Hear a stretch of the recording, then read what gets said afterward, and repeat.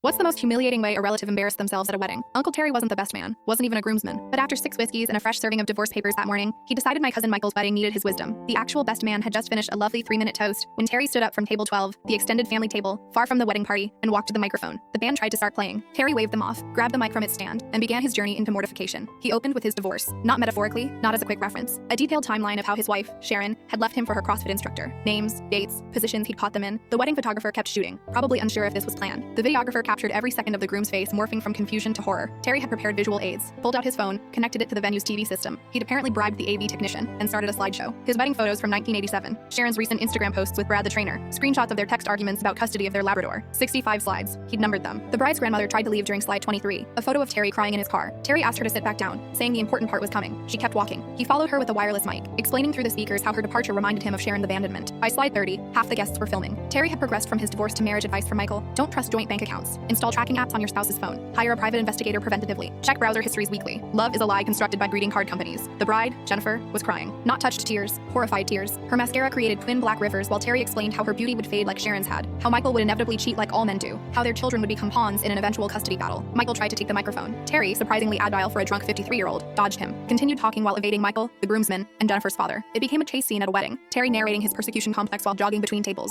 Wireless mic picking up his heavy breathing. He tripped over the wedding dress train. Jennifer had bustled it, but a section had come loose. Terry went down hard, taking Jennifer with him. The mic screeched with feedback. In the scramble, Terry somehow ended up partially under Jennifer's dress, his head emerging from her skirts like a confused gopher. The photographer captured this exact moment. It later became evidence in Terry's restraining order hearing. Security arrived as Terry was explaining, still on the floor, how this fall represented the collapse of modern marriage. 2 large men lifted him by his arms. He kept talking, legs dangling, about resilience and prenuptial agreements. The mic finally cut out, but Terry continued screaming his speech unamplified. The parking lot video showed him trying to re-enter through the kitchen, telling bewildered catering staff he was the father of the groom. He wasn't. Then he claimed he was a wedding planner doing quality control. Then, saying he'd left his insulin inside, Terry wasn't diabetic. The staff called the police when he offered them $200 to let him back in with a megaphone he retrieved from his car. The arrest happened during the couple's first dance. Through the venue's windows, guests could see police lights. Terry was face down on his car's hood, still trying to give his speech to the officers. One officer's body cam footage, released after Terry tried to sue for excessive force, showed him explaining how marriage certificates were government tracking devices. But the true humiliation came later. Terry had live-streamed the entire thing on his Facebook, thinking he was recording for his lawyer. 4,000 people watched him destroy a wedding in real time. Comments ranged from sympathy to horror to memes. Someone auto-tuned his sobbing. His ex-wife Sharon commented on the video, "This is why I left." Michael and Jennifer's wedding became internet famous as Divorce Uncle Wedding. Their wedding photos were unusable. Every beautiful moment had Terry in the background, progressing through stages of public breakdown. Terry sobered up in jail, saw the footage, and attempted damage control. Posted a 40-page apology on Facebook, claimed he'd been drugged, then claimed temporary insanity, then claimed performance art, finally admitted he'd had a breakdown but blamed Sharon, Brad, and society's toxic marriage culture. He wasn't invited to Christmas, or Thanksgiving, or his own mother's funeral 2 years later. She'd specifically excluded him in writing. The family reunion happened without him being told. Terry moved to Florida, started a podcast about surviving divorce. 12 listeners, including his therapist, who were required to monitor his public statements.